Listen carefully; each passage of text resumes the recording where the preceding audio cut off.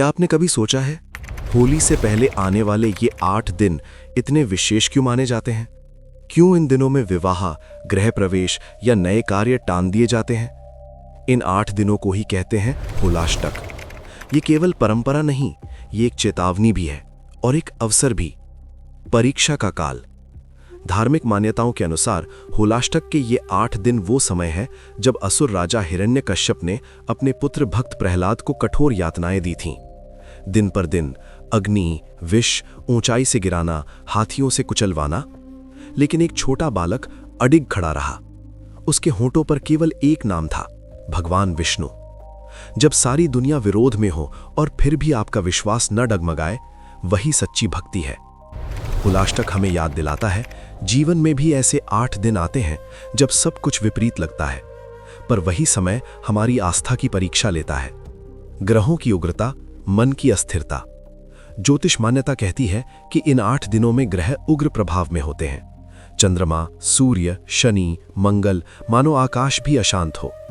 लेकिन क्या सच में आकाश अशांत होता है या हमारा मन? चंद्रमा मन का कारक है। यदि मन ही अस्थिर हो जाए तो निर्णय भी डगमगाने लगते हैं। इसलिए कहा गया, होलाष्टक में बड़े निर्णय टाल दो, पहले मन को स्थिर करो, क्योंकि अशांत मन से लिया गया निर्णय अक्सर पश्चाताप बन जाता है। प्रकृति का परिवर्तन।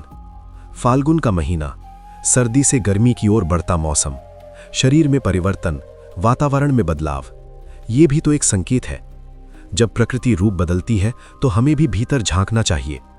होलाष्टक का संदेश यही है, बाहरी रंगों से पहले भीतर के रंगों को पहचानो।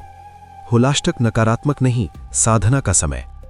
अक्सर लोग कहते हैं इन दिनों में कुछ शुभ मत करो, लेकिन क्या भक्ति से बड़ा कोई शुभ कार्य है?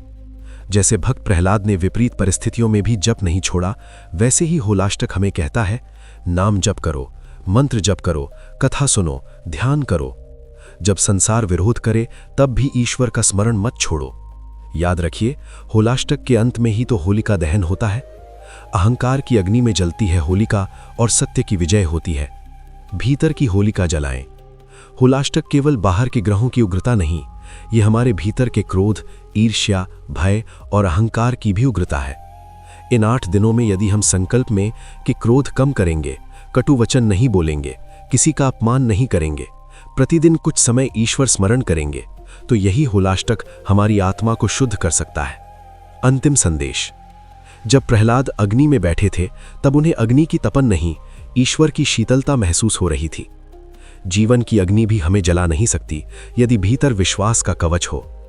तो इस होलाष्टक डरिए मत, रुकिए मत, बस अपने भीतर की आस्था को मजबूत कीजिए। हो सकता है ये समय परीक्षा का हो, पर याद रखिए, हर परीक्षा के बाद ही उत्सव आता है। और जब होली की अग्नि जले तो उसमें केवल लकड़ियां नहीं, अपना अहंकार भी अर्पित कर दीजिए, क्योंकि होलाष्टक के ये 8 दिन हमें सिखाते हैं कि संकट अस्थायी है, भक्ति शाश्वत है।